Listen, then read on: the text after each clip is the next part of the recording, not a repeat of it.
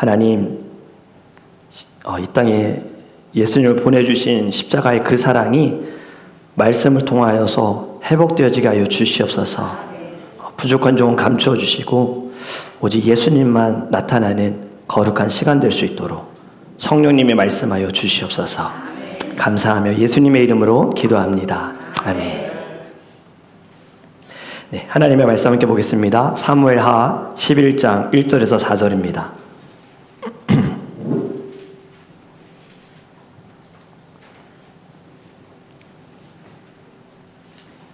사무엘하 11장 1절에서 4절 말씀입니다.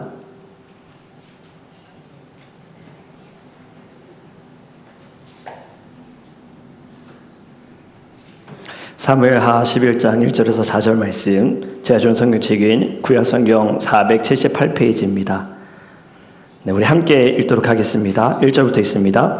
그 해가 돌아와 왕들이 출전할 때가 되매 다윗이 요압과 그에게 있는 그의 부하들과 온 이스라엘 군대를 보내니 그들이 암몬 자손을 멸하고 랍바를 에워쌌고 다윗은 예루살렘에 그대로 있더라.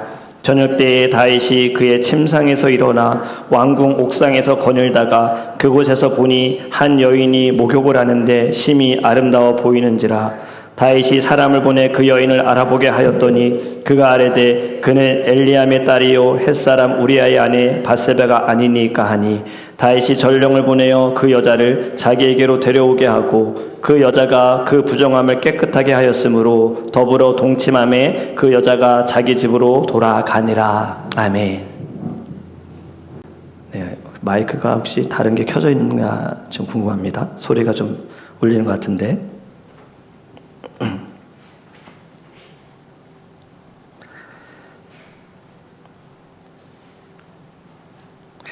네, 우리 말씀 같이 나눕니다.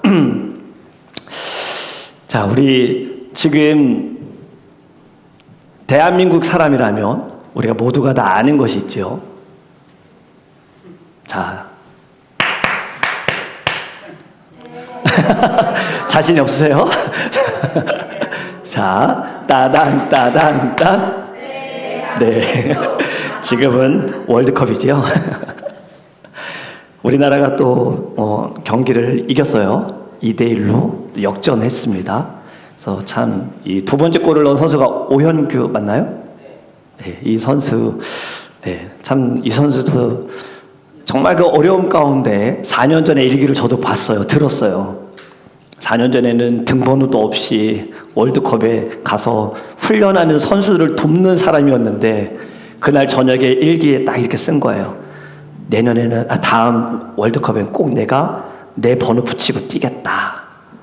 그 간절함. 박지성 선수가 맞췄잖아요.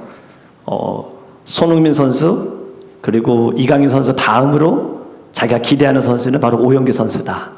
왜냐하면 간절함이 있기 때문에. 여러분 지금 전 세계가 사실 미국은 그렇게 축구를 좋아하지 않지만 전 세계는 지금 월드컵 때문에 난리가 났습니다. 그리고 어제는 또 농구를 좋아하는 분들은 어제 농구가 끝났어요. 결승 뉴욕이 이겼습니다. 물론 관심이 없는 사람들은 도대체 목사님 무슨 얘기하고 있나 싶을 거예요. 자, 여러분 월드컵을 보려고 이제 이번 주 목요일 날 합니다. 9시인가요? 10시인가요? 저녁 9시에? 네, 하죠요. 이번에 멕시코하고예요. 그래서 청년들이 여기서 좀 모여서 같이 보기로 했어요. 지금 시험에 들지 않도록 우리 후한 청년 멕시코 서로 사랑하고 같이 올라갈 수 있도록. 그런데 우리는 이렇게 월드컵 또는 NBA 내가 좋아하는 경기를 보기 전에 준비하지 않습니까? 치킨 시켜야지. 음료수 사다 놔야지. 간식 사놔야지. 정말 먹으면서 즐기자. 이겼으면 좋겠다. 예배에 대한 여러분의 마음은 어떻습니까? 예배에 대한 기대감이 더 크기를 간절히 원합니다. 치킨을 준비하는 것처럼 여러분들 예배를 위해서 준비되어 있었으면 좋겠어요. 하나님 앞에 나오는 이 시간 정말 사모함으로 간절함으로 주님께 우리 엎드리시기를 간절히 원합니다. 여러분은 운전하다가 혹시 길을 잘못 들어본 적이 있으십니까? 요즘엔 다 내비게이션을 통해서 운전하고 다니는데 처음에는 별것 아니라고 생각할 수 있어요. 그냥 한 블록만 가면 되겠지. 가다가 그냥 돌아가면 되겠지. 근데 내비게이션은 꼭 이런 말을 하잖아요. 경로를 이탈하였습니다. 경로를 이탈하였습니다. 여러분, 문제는요, 한 번의 큰 실수가 아니더라고요. 문제는 작은 이탈입니다. 가야 하는 길에서 벗어나는 것이 문제인 거예요. 인생이 그렇지 않습니까? 사람은요, 어느 날 갑자기 무너지지 않더라고요. 갑자기 바람 피우는 것도 아닙니다. 갑자기 신앙을 버리는 것도 아니에요. 갑자기 하나님을 떠나지도 않습니다. 조금씩 원래 있어야 할 자리에서 벗어나다가 어느 날 정신 차려보니까 전혀 다른 곳에 서 있는 것이다. 우리의 인생을 망치는 말 중에 하나가 저는 이거라고 생각해요. 잠깐인데 뭘. 한 번인데 뭘. 오늘 하루 예배 안 드려도 괜찮지. 한 번 빠지는 건데 뭐 내가 그동안 안 드린 거 아니지 않아. 하루 기도 안 하는 거 괜찮지. 바쁜데. 아유, 한 번 말씀 안 봐도 되지. 하루쯤 괜찮아. 그냥 지나가도. 그런데 여러분, 사단은 늘 그 한 번, 그 잠깐으로 시작한다라는 것을 여러분 깨닫기를 간절히 원합니다. 사무엘하 11장 전체의 내용을 우리가 한번 그 전의 내용을 좀 정리해 보면 새벽 예배를 드리신 분들 잘 아실 겁니다. 기억을 되살려 보셨으면 좋겠어요. 그 전에 어떤 일이 일어났습니까? 다윗이 헤브론에서 왕이 되었습니다. 그리고 예루살렘을 정복하였고 언약궤를 받게 되어졌고, 그리고 하나님께서 다윗을 통하여서 약속하셨지요. 강하게 하리라. 그리고 그 약속이 이루어집니다. 주변 열방들을 정복하는 이야기들이 있어요. 그런데 11장, 바로 이 사무엘하 11장은요, 완전히 다윗 왕조 이야기의 대전환점입니다. 완전히 앞뒤가 팍 바뀌는 순간이에요. 이 11장을 기점으로요, 다윗은 점점 그래프를 보면 점점 상승하다가 11장에서 이제 하락하게 되어지는 거예요. 무슨 일이 벌어졌는가? 여러분, 다윗 역시 그 잠깐 한 번 때문에 이렇게 됐습니다. 오늘 하루만 왕궁에서 쉬어도 괜찮겠지. 오늘 하루만 그냥 왕궁에 있어도 괜찮겠지. 그 작은 틈으로 죄가 들어왔다라는 거예요. 여러분, 죄는요, 거대한 문을 열고 들어오지 않습니다. 작은 틈을 헤집고 들어온다라는 거예요. 다윗이 어떤 사람입니까? 골리앗을 무너뜨렸던 사람입니다. 소년 다윗 때 광야에서 하나님을 의지했던 사람입니다. 그래서 하나님은 다윗에게 이런 칭찬했습니다. 내 마음에 합한 사람이다라고요. 내 마음에 합한 사람이다. 그런데 어떻게 무너졌는가? 1절의 말씀, 그 해가 돌아와 왕들이 출전할 때가 되매 다윗이 요압과 그에게 있는 그의 부하들과 온 이스라엘 군대를 보내니, 다윗은 지금 전쟁을 치르는데 출전하지 않았어요. 우리가 오늘 읽은 말씀 내용을 보면 뭐 여자를 꼬신 것 같지만 여러분, 사실 지금 여자 꼬신 게 문제가 아니에요. 문제는 그 전부터 있었습니다. 다윗이 있어야 할 곳에 있지 않았다라는 거예요. 여러분, 오늘 본문을 통해 우리가 있어야 할 곳에 서 있으시기를 주님의 이름으로 축복합니다. 첫 번째로 여러분, 전쟁터에 있어야 하는데 그는 궁궐에 있었습니다. 1절 말씀 우리 다시 같이 읽어볼까요? 1절입니다. 그 해가 돌아와 왕들이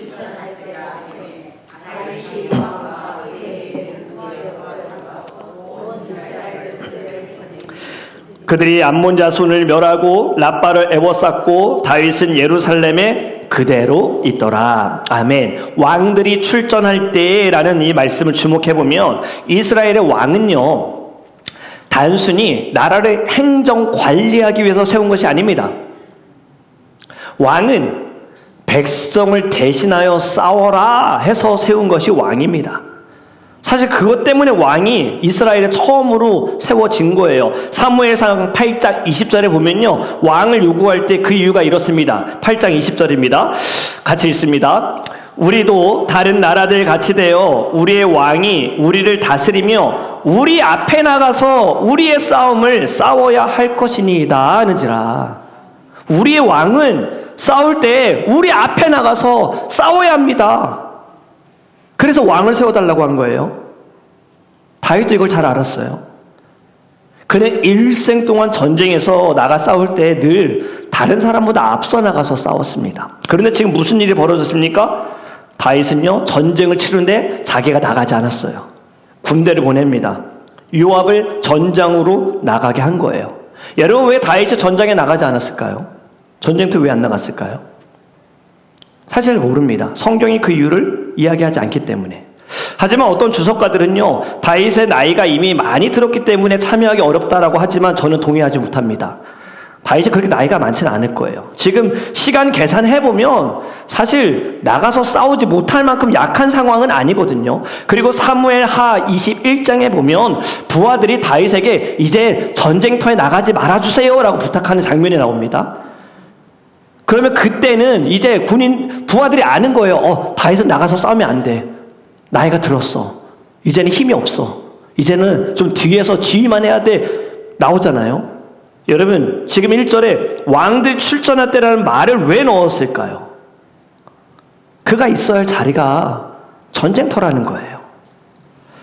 여러분, 제가 여러 번 말씀을 드렸는데 우리에게 가장 위험한 순간인 실패했을 때가 아닙니다.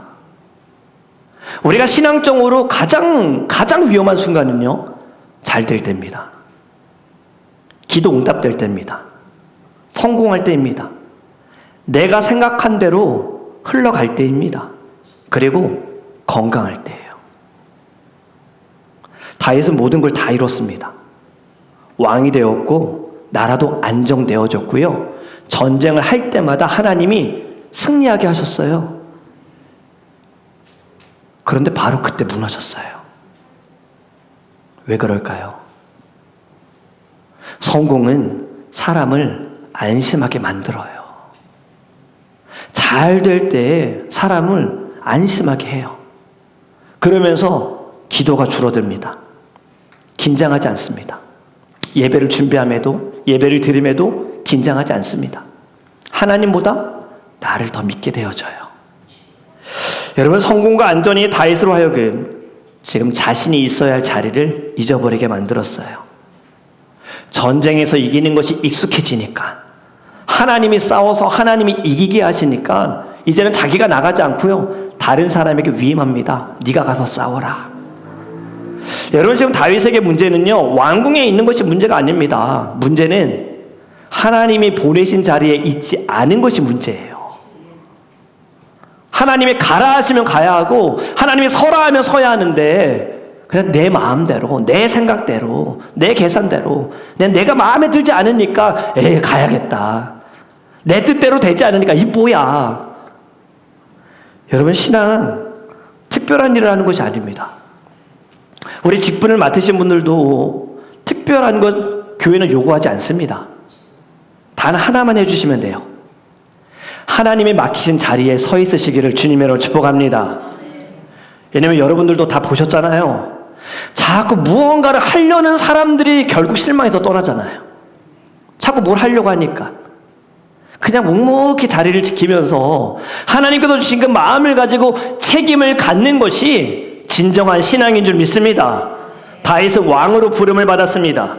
그런데 지금 왕의 책임보다, 왕의 사명보다 왕의 편안함을 선택했어요. 좀 쉬자. 좀 쉬자. 편안함 자체가 죄가 되는 것은 아닙니다. 하지만 무엇이 문제냐면요, 하나님보다 편안함을 더 소중하게 생각하는 것, 하나님보다 내가 편안한 것을 더 익숙하게 사랑하는 것이 문제인 거예요. 여러분, 성경에도 보면요, 있어야 할 자리를 떠났을 때에 재앙을 받은 사례들이 참 많이 나옵니다. 아담을 먼저 생각해 봤으면 좋겠어요. 하나님께서 이 세상을 만드시고 제일 먼저 만드신 첫사람이 아담 아닙니까? 하나님께서 아담에게 에덴 동산에 그를 주시면서 이렇게 말씀하셨습니다. 그것을 경작하며 지켜라. 경작하며 지켜라. 명령입니다. 그런데 뱀이 지금 하와를 유혹했잖아요. 유혹하면서 먹어라. 처음에 하와도 거부합니다. 안 돼. 저거 먹으면 죽는다 그랬어. 뱀이 질문만 던집니다. 정말? 그래? 이 말에 눈이 달라지죠. 그리고 먹어요. 여러분, 하와가 이 열매를 따먹었을 때 남편은 뭘 했을까요? 아담은 도대체 뭘 했을까요? 아담은 에덴 동산에 있었지만요, 지키는 자로서의 사명을 포기했어요. 분명 하나님이 경작하여 지켜라. 그러면 아내가 지금 사단의 유혹에 빠져서 먹었다 할지라도, 내게 이것을 가져왔다 할지라도 지켜야 했습니다. 거기서 멈춰야 했습니다. 하지만 먹었어요.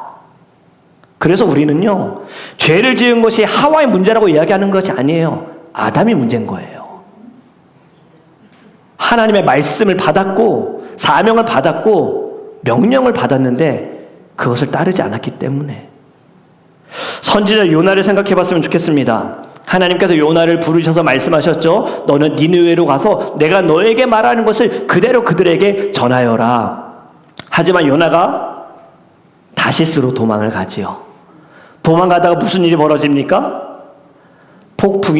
배 폭풍을 만나게 되어지고 배 안에 다른 사람들까지 위험하게 되어집니다. 한 번의 이탈입니다. 이것이 지금 우리에게 무엇을 가르쳐 주냐면, 나만의 이탈이 나만의 문제로 끝나지 않는다는 거예요. 누군가가 어려움을 당한다. 함께하는 사람들이 고통을 당한다. 우리나라에서 일어난 사건, 사고, 사실 일어나지 않아도 되는 안타까운 세월호. 책임자들이 자리를 지켰으며 자신들의 사명을 다했으며 아마 많은 아이들이, 학생들이 희생당하지 않았을 수 있어요. 여러분, 오늘 우리는요, 얼마나 많은 방식으로 우리가 있어야 할 자리에서 지금 떠나고 있습니까? 가정에서 아버지가 가정에 있어야 할 때 TV 앞에만 앉아 있어요. 소파에 딱 붙어 있는 거예요. 어머니, 자녀와 함께 해야 하는 그 시간에 스마트폰만 보고 있는 거예요. 공간만 공유합니다. 학생, 공부해야 할 때 게임에 빠져 있고 핸드폰에 빠져 있어요. 교회, 세상 속에서 빛의 역할을 행해야 하는데 세상의 방식을 따라갑니다. 성도, 기도해야 할 시간에 기도하지 않고 걱정만 하고 있어요. 여러분, 많은 성도들이 큰 죄 때문에 무너지는 것이 아닙니다. 지켜야 할 자리를 떠났기 때문에 무너지는 거예요. 아버지가 아버지의 자리를 떠났고, 어머니가 어머니의 자리를 떠났고, 기도의 자리를 떠났고, 청년들이 말씀의 자리를 떠났고, 지도자가 섬김의 자리를 떠났기 때문에 그 죄의 빈자리에 죄가 찾아온 거예요. C.S. 루이스가 쓴 책에 스크루테이프의 편지 책이 있습니다. 악마의 시선으로 본 인간 영혼의 전쟁 이야기를 다루고 있는 책입니다. 좀 거꾸로 되어진 거예요.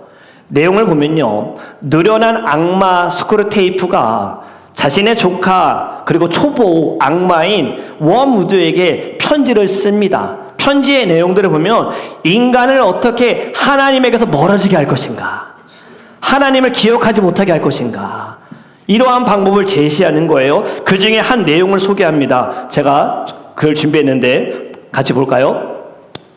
인간들이 가장 위험한 순간인 바로 지금 자신이 해야 할 일을 하고 있을 때다.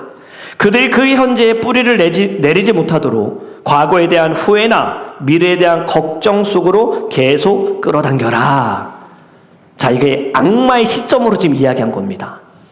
사람들이 해야 할 일, 하나님께 영광 올려드리고 기도하고 말씀 보고 찬양하고 예배하는 그 일들을 행하는 게 가장 위험한 거야.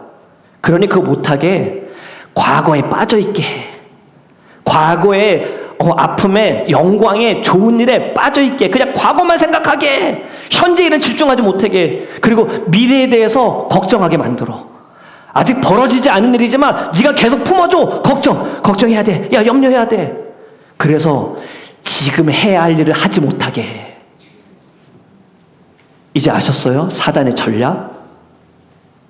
지금 여러분들이 해야 하는 일을 하지 못하게 하는 것, 지금 사단의 계략에 빠져 있는 겁니다. 여러분, 악한 자의 전략은요, 우리가 있어야 할 자리로부터 이탈시키는 거예요. 사단의 전략은 거대한 죄가 아니라 바로 작은 무관심입니다. 현재에 관심 갖지 마라. 다윗이 바로 지금 그 전략에 빠졌어요. 말씀을 준비하면서 제 자신에게 물었던 질문을 여러분들과도 나누고 싶습니다. 나는 지금 있어야 할 자리에 있는가? 하나님이 부르신 자리, 하나님이 우리에게 맡기신 자리, 사명의 자리, 신실하게 감당해야 할 자리, 그 자리에 있는가? 여러분, 다윗의 첫 번째 실수, 자신의 자리를 떠난 것입니다. 이것이 모든 비극의 시작이 되어져요. 두 번째로 여러분 이것을 아셔야 됩니다. 침상에 있어야 하는데 왕궁 옥상에 있었어요. 2절에 이렇게 말씀합니다. 2절 같이 읽어볼까요? 같이 읽습니다. 저녁 때에 다윗이 그의 침상에서 일어나 왕궁 옥상에서 거닐다가 그곳에서 보니 한 여인이 목욕을 하는데 심히 아름다워 보이는지라. 아멘. 구체적인 시간을 이야기합니다. 저녁 때. 저녁 때는요, 밥 먹고 자야 돼요. 잠들어야 할 시간이에요. 그런데 지금 왕궁 옥상에 올라갔어요. 왜 옥상에 올라갔을까? 여러분, 옥상에 올라간 것이 뭐 잘못입니까? 산책하는 것일 수도 있잖아요. 배부르니까 좀 소화시키려고 올라간 것일 수 있어요. 그럴 수 있습니다. 그런데 여러분, 여기에 말에 거닐다가라는 이 단어, 히브리어로 보면요, 미스타레크라는 단어, 미스타레크. 무슨 뜻이냐면요, 목적 없이 왔다 갔다 하는지라예요. 목적이 없이 그냥 지금 왕궁 옥상에 올라간 거예요. 소화시키려고 간 거 아니에요. 아무 이유 없어요. 그냥 올라갔어요. 그리고 여러분, 건물 구조상 왕궁의 옥상이 어떤 높이일까요? 도시 전체가 다 보이는 가장 높은 곳일 겁니다. 군인들은 지금 전쟁에서 지금 치열하게 싸우고 있는데 다윗은 목적도 없이 옥상에 올라가서 시간을 때우고 있는 거예요. 찰스 스펄전 목사님의 말을 좀 인용해 보면요, 이런 말씀하셨어요. 뚜렷한 목적이 없이 돌아다니는 사람은 이미 유혹의 절반을 스스로 열어준 것이다. 목적 없이 살아가는 것은요, 사단에게 이미 내어줬다라는 이야기예요. 오늘의 하루도 우리에겐 분명한 목적이 있습니다. 인생의 우리의 목적이 무엇입니까? 하나님을 기쁘시게 하기 위해서예요. 그런데 이 목적 없이 그냥 하루 시간이 되니까 뭔가 하는 건 그냥 사단에게 끌려다니는 거예요. 시간에게 막 쫓겨다니는 거예요. 여러분, 다윗에게 전혀 이 시간 할 일이 없었어요. 전쟁도 있었다면 뭘 했을까요? 싸웠겠죠. 전투를 지휘했겠죠. 준비했겠죠. 만약에 이 시간에 하나님 앞에 앉아 있었다면 뭘 했을까요? 기도했겠죠. 말씀을 묵상했겠죠. 하지만 아무것도 하지 않으면서 옥상을 거닐고 있었다. 그리고 옥상에서 봤다고 합니다. 보았다. 여러분, 이 보았다라는 단어도 너무 중요합니다. 히브리어로 와야르라는 단어예요. 와야르. 이것은 단순히 눈에 들어왔다는 것이 아닙니다. 이 말은요, 주의를 기울여 눈여겨보았다예요. 지금 뭘 본 겁니까? 목욕하고 있는 여인을 봤어요. 그냥 옥상을 거닐다가 이렇게 다니다가 저기 여인이 목욕하고 있네 본 게 아니라 계속 보고 있었다는 거예요. 지금 그 단어입니다. 여러분, 지금 지켜만 보고 있는 거 벌써 이것만으로 큰 범죄 아닙니까? 지금 이 시대에도 스토커 범죄, 몰카 범죄, 새로운 것에 여러분 편안하게 있을 수 있는 시대가 이제 안 됐잖아요. 지금 다윗 몸이 한가해지니까 눈이 방황합니다. 눈이 방황하니까 마음이 흔들려요. 마음이 흔들리니까 뭐 합니까? 죄가 찾아왔어요. 여러분, 다윗의 죄는요, 바로 여기에서 시작됐어요. 눈. 죄의 대부분은 눈에서 시작되는 경우들이 많습니다.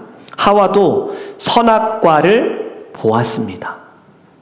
사단의 그 말 한마디로, 질문 한마디로 달라졌어요. 분명 늘 똑같은 선악과인데 선악과가 바뀐 건 없는데 뭐라고 성경 말씀합니까? 보암직도 하고 먹음직도 하게 바뀌었어요. 눈이 문제인 거예요. 아브라함 조카 롯이 어떻습니까? 하나님께서 이들을 축복하셨습니다. 아브라함을 축복하셨죠. 아브라함으로 인해서 조카 롯도 축복을 받았습니다. 동물들이 너무 많아진 거예요. 그래서 하인들이 싸우잖아요. 우리 애가 여기서 먹일 거야. 너네 저리가. 싸우다가 이제는 아브라함이 조카를 불러서 이야기하죠. 야, 이제는 갈라설 때가 됐다. 나눠질 때가 됐어. 네가 먼저 택해라. 롯이 딱 보니 저기에 이제 막 신도시, 뭔가 화려해. 밤에도 뭔가 불이 반짝반짝, 저기 가면 뭔가 신날 것 같은 소돔 성을 선택하잖아요. 그리고 아브라함은 반대쪽인 광야를 선택합니다. 무엇이 문제예요? 눈이 문제였던 거예요. 여러분, 이스라엘 백성들도 가나안 땅에, 하나님이 약속하신 땅에 들어갔을 때 하나님은요, 어떠한 재물도 취하지 말라고 하셨습니다. 전쟁을 치르고 나서 모든 것을 다 없애라 그러셨어요. 하나도 남기지 말라고 하셨어요. 하지만 아간이라는 사람은 재물을 보았고 이 재물을 숨겨두었고 속였고 나중에 들통났고 아간과 그의 가족들은요, 멸절당했습니다. 눈으로 보았기 때문에. 다윗도 보았습니다. 제가 어릴 때 자주 불러둔 찬양이 있었어요. 네 눈이 보는 것을 조심해, 네 눈이 보는 것을 조심해, 위에 계신 주께서 사랑스레 보시네, 네 눈이 보는 것을 조심해. 1절이에요. 2절도 당연히 있습니다. 네 입이 말하는 걸 조심해. 3절 네 귀가 듣는 것을 조심해. 4절 네 손이 행하는 걸 조심해. 다 똑같아요. 위에 계신 주께서 사랑스레 보시네, 네 눈이 보는 것을, 입이 말하는 것을, 귀가 듣는 것을, 손이 행하는 것을, 가는 곳을 조심해. 여러분, 욥은요 이런 얘기를 했습니다. 욥기서 31장 1절입니다. 우리 자막으로 한번 같이 읽어볼까요? 욥기서 31장 1절입니다. 내가 내 눈과 언약을 세웠나니 어찌 처녀에게 주목하랴. 여러분, 욥이 시험 가운데 믿음을 버리지 않았던 이유, 거룩함을 유지할 수 있었던 이유는요, 눈과 언약을 맺었습니다. 이 눈이 어찌 더러운 것을 보느냐, 죄의 것을 보느냐. 여러분, 눈은요 마음의 문입니다. 그래서 예수님께서도 산에서 설교하실 때 이런 말씀을 하셨습니다. 마태복음 5장 28절의 말씀 우리 같이 읽습니다. 나는 너희에게 이르노니 음욕을 품고 여자를 보는 자마다 마음에 이미 간음하였느니라. 아멘. 마음, 눈으로 보고 마음으로 품는 것도 간음이다라고 말씀하시는 거예요. 죄는요 행함으로, 이 세상은 행함을 가지고 이야기하지만 성경에서 하나님의 말씀하시는 건 행위 이전에 시선이고 마음이다라는 거예요. 여러분, 지금 다윗의 죄는요 옥상에 올라가서 시작된 것이 아닙니다. 보았을 때, 그리고 계속 보았을 때 그 죄가 시작됐다라는 거예요. 오늘 성경을 보면 다윗을 어떻게 이야기하냐, 밧세바를 보는데, 다윗이 밧세바를 보는데 아름다워 보인다라고 고백합니다. 이거 너무 좋은 말이죠. 만약에 아름다움만을 가지고 죄다라고 한다면 우리 교회 성도님들 모두 다 죄인이에요. 인정하지 않으십니까? 자신이 아름답다고 여겨지지 않는가 봐요. 저는 따지면 저는 사형이에요. 여러분, 아름다운 자체가 죄가 될 수는 없어요. 하나님께서도 이 세상을 만드실 때 다 아름다운 겁니다. 다 아름다워요. 다 좋은 거예요. 그런데 성경에서는요, 이 아름답다라는 표현이 등장할 때마다 위기가 따라오더라고요. 창세기 6장에서 보면요, 이런 말씀이 있습니다. 6장 1절에 보면, 준비하지 않았어요? 자, 하나님의 아들들이 사람의 딸들의 아름다움을 보고 취했다 그랬어요. 하나님의 사람들이 이 세상의 사람들의 아름다움을 보고 취했다. 그로 인하여서 어떤 심판이 왔다고요? 네, 물로 심판이 온 거예요. 노아의 홍수. 삼손은 어땠습니까? 들릴라의 아름다움에 빠져가지고 그의 생애가 무너졌습니다. 아름다움 자체가 문제가 아닙니다. 아름다움에 대한 반응이 문제예요. 밧세바, 네, 이쁠 수 있어요. 하지만 어떻게 반응했느냐. 잠언은 이렇게 경고합니다. 잠언서 6장 25절입니다. 네, 이제 띄워주세요. 같이, 이 말씀 아닌데, 잠언 6장 25절. 이 말씀 맞아요. 같이 읽습니다.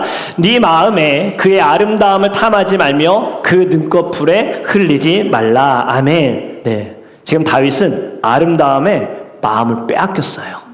그리고 빼앗기고 뭐랍니까? 행동으로 옮긴 거예요. 취하지 말아야 할 여인을 취했어요.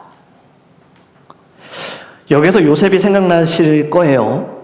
요셉은 반대 상황이었습니다. 형들의 시기와 질투로 인하여서 죽을 뻔하다가 노예로 팔려갔어요. 노예로 팔려가서도 열심히 일을 하면서 인정을 받는데 그때 주인의 아내가 요셉을 유혹합니다. 그때 요셉은 어떻게 합니까? 뿌리치고 옷이 찢어질 정도로 뿌리치고 그는 나옵니다. 내가 어찌 하나님 앞에서 범죄하랴. 다윗과는 완전히 반대된 상황입니다. 여러분, 신앙은요, 유혹을 못 오게 하는 것이 진실한 신앙이 아니에요. 신앙은요, 유혹에서 도망치는 것이 지혜인 줄 믿습니다. 유혹은 다 받을 수 있어요. 시험 다 당할 수 있어요.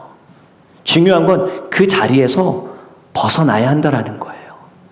여러분은 무엇을 보고 있습니까? 지금 다윗은 원래 어디에 있어야 됐다고요? 침상에 있어야 됐어요. 저녁에 자야죠. 그런데 지금 침상에 있어야 하는데 몸만 누워 있는 건 아닙니까? 우리는 침대에 누워 있는데 우리의 시선 여러분 무엇에 붙들려 있습니까? 여러분의 마음은 어디에 빼앗겨 있습니까? 핸드폰? 돈? 욕망? 비교? 여러분, 눈이 향하는 곳에 마음이 가더라고요. 그리고 마음이 향하는 곳에 우리의 걸음이 따라갑니다. 침상에 있어야 한다는 건 단순히 누워 자는 것이 아닙니다. 하나님 앞에 내 자신을 내려놓는 거예요. 그리고 하나님의 그 임재 안에서 쉬는 것인 줄 믿습니다. 사단은 우리를 끊임없이 유혹할 겁니다. 유혹을 막을 수는 없어요. 하지만 우리의 마음에 자리를 잡는 것은 막을 수 있다라는 거예요. 이제는 보는 것을 조심하시고 마음에 담아두지 않으시기를 주님의 이름으로 축복합니다. 세 번째는 이겁니다. 하나님께 있어야 하는데 욕망이 있었습니다. 3절 말씀 우리 같이 읽습니다. 다윗이 사람을 보내 그 여인을 알아보게 하였더니 그가 아뢰되 그는 엘리암의 딸이요 햇사람 우리아의 아내 밧세바가 아니니까 하니. 아멘. 지금 다윗이 사람을 보내서 여인을 알아보게 했어요. 그리고 보고를 받았습니다. 보고를 하니까 이렇게 말하는 거예요. 엘리암의 딸이고요 햇사람 우리아의 아내 밧세바입니다. 여러분, 지금 이 보고 속에는요, 하나님께서 다윗에게 2개의 경고 신호를 보내주셨습니다. 저 여인을 마음에 두면 안 된다라는 경고를 하나님이 보내주셨어요. 첫 번째, 엘리암의 딸이다 했어요. 여러분, 엘리암은요, 다윗에게 중요한 사람입니다. 용사 중에 한 명이에요. 자기 사람이에요. 근데 자기 사람의 딸을 지금 막 취하겠다라는 마음 버려라. 그리고 또 뭐라고 말합니까? 우리아의 아내다. 남편이 있다는 얘기잖아요. 가정 있는 여자입니다. 임자가 있는 여자예요. 라고 지금 말한 거예요. 하나님이 알려주셨어요. 그리고 우리아는요, 다윗에게 있어서 30용사 중에 한 사람. 그리고 지금 전쟁에서 다윗을 위해서 싸우고 있는 사람이에요. 부하의 여자라고 보고를 받았잖아요. 여러분, 이 두 사실 명백한 경고를 한 겁니다. 하나님께서 멈춰라, 하지 말아라, 지금까지 마음 품은 것 거기까지만 해, 더 이상 가지 마라, 이 이상해서는 안 돼. 하지만 다윗은 멈추지 않았습니다. 전령을 보내 여자를 데려오게 했어요. 여러분, 이게 무엇이냐? 욕망, 그 욕망이 말씀보다 커진 거예요. 욕망이, 욕심이 하나님께서 지금 주시는 말씀 경고보다 더 컸던 거예요. 여러분, 욕망은 이렇더라고요. 경고를 무시합니다. 이성을 마비시킵니다. 아무것도 보이지 않습니다. 무조건 해야 돼. 욕망? 그럼에도 불구하고 선택하는 거예요. 욕망? 할 수 없는 것도 가능하게 만드는 사람의 기적을 일으키는 게 바로 욕망이더라고요. 여러분, 4절에 이렇게 말씀합니다. 4절 우리 같이 읽어볼까요? 다윗이 전령을 보내어 그 여자를 자기에게로 데려오게 하고 그 여자가 그 부정함을 깨끗하게 하였으므로 더불어 동침함에 그 여자가 자기 집으로 돌아가니라. 아멘. 그 여자가 그 부정함을 깨끗하게 하였다라는 말은 무슨 말이냐면, 이게 지금 조금 돌려서 이야기한 건데 여성의 생리가 끝난 거예요. 이 말은 무슨 말? 가임기입니다. 임신할 수 있는 상황이다라는 거예요. 이걸 알고 있어요. 그런데 동침했다라고 이야기하죠. 지금 다윗은 뭘 한 것 같습니까? 현실적으로 자, 우리가 생각해 보세요. 높은 사람이, 명예가 있고 힘 있는 사람이 말한 거 밑에 사람들은요 어쩔 수 없잖아요. 따라가고 들어야 되고 행해야 되고. 이게 뭡니까? 권력을 휘두른 거잖아요. 지금 다윗은요 권력을 휘두른 겁니다. 내가 왕이야. 야, 내가 말했잖아. 누구의 아내 상관없어. 와야지. 권력 남용한 거예요. 여자를 데려오라 명령했잖아요. 여러분, 지금 밧세바가 이 상황에서 선택권을 가졌느냐? 우리는 알 수 없지만요, 권력에 이용당한 거죠.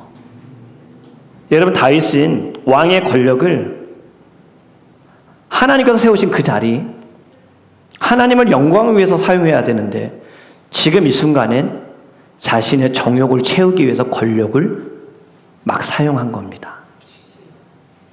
여러분, 이거를요 남자니까 한 번 실수했다 아닙니다.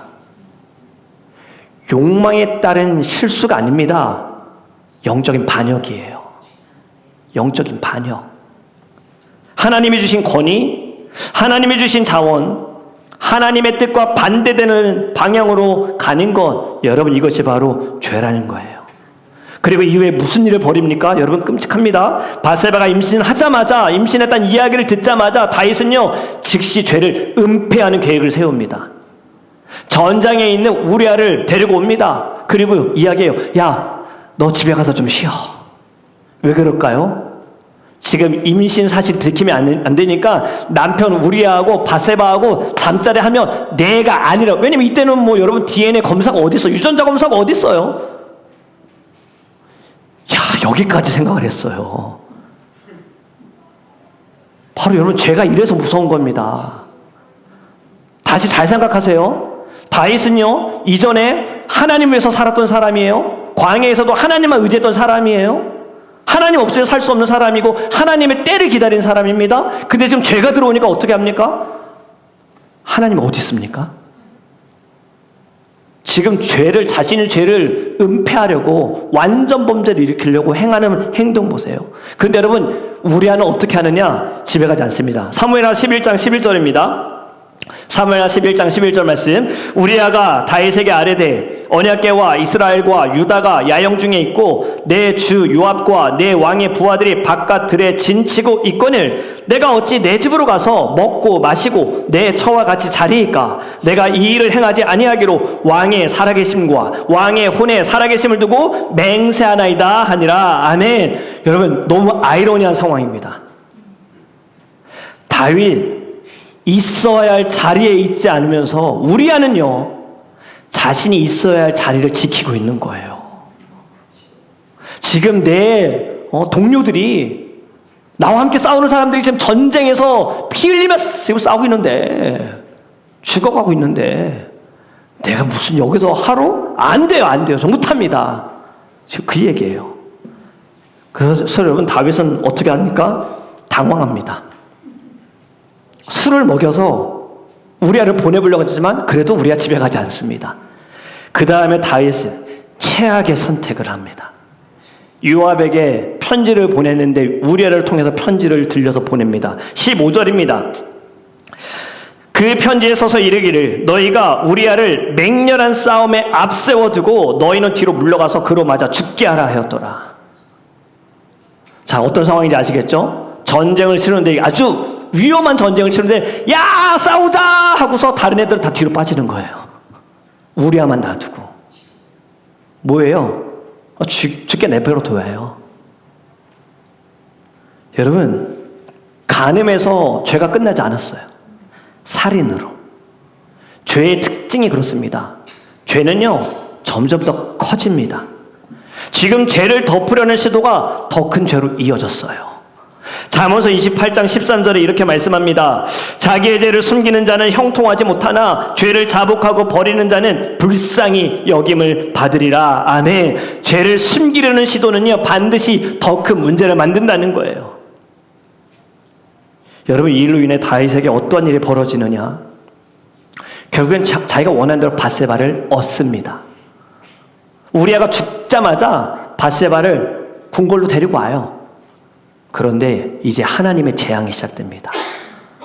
이때 낳은 아이가 죽어요. 그리고 다윗에겐 더 이상 평안이 없습니다. 죄는요, 원하는 것을 주는 것 같지만요, 더 많은 것을 빼앗아 간다라는 것을 우리는 알아야 합니다. 밧세바 사건 이후로 여러분, 다윗 가정 안에 무슨 일이 벌어지냐? 암논, 다윗의 아들 중에 암논, 이복누이 다말을 강간합니다. 그리고 이 일로 인하여서 압살롬이요, 화를 냅니다. 그리고 아들 압살롬이 반역을 일으킵니다. 모든 형제를 다 죽여버립니다. 그리고 왕궁, 분열이 일어나게 되어져요. 그 씨앗이 시작되어지는 거예요. 바로 여기에서부터예요. 사무엘하 10장까지는요, 다윗이 하나님을 위해서 생각하고 하나님께 마음을 드렸고 있어야 할 자리에 있어서 그는요, 계속 상승세였습니다. 그런데 단 한 번, 잠깐 이 일로 인하여서 다윗뿐만 아니라 다윗의 가정과 나라 전체가 어려움에 당하게 되어지는 거예요. 한순간의 자리 이탈, 한순간의 욕망이 굴복하게 되어지고 수십 년에 걸쳐서 비극을 낳게 되어집니다. 여러분, 죄는 결코 개인적인 문제가 아닙니다. 공동체까지 어렵게 하는 거예요. 그리고 죄의 결과는 반드시 옵니다. 반드시 와요. 그 죄의 결과는요, 빠를 수도 있고 늦을 수도 있어요. 하지만 반드시 옵니다. 오늘 말씀을 정리합니다. 여러분, 오늘 말씀 사무엘하 11장은요, 밧세바 이야기, 간음, 살인, 의뢰, 다윗이 악하다, 이런 이야기보다 더 중요한 건 무엇이냐? 위치의 이야기입니다. 자리의 이야기인 거예요. 전쟁터에 있어야 하는데 궁궐에 있었고, 침상에 있어야 하는데 옥상에 있었고, 하나님께 있어야 하는데 욕망에 있었다. 결국 죄는요, 있어야 할 곳을 떠날 때부터 시작이 되어지는 거예요. 하지만 여러분, 꼭 여기까지도 아셨으면 좋겠습니다. 복음은 여기서 끝나지 않습니다. 다윗은 실패했습니다. 하지만 하나님은요, 다윗을 버리지 않으셨습니다. 분명 우리의 사람의 죄로 보면 사울보다 더 악한 죄를 지었습니다. 사울은 누구를 이렇게까지 하진 않았어요. 누구를 해한 적도 없고 죽인 적도 별로 없어요. 사울이 잘못한 건 딱 하나, 하나님의 말씀을 어겼어요.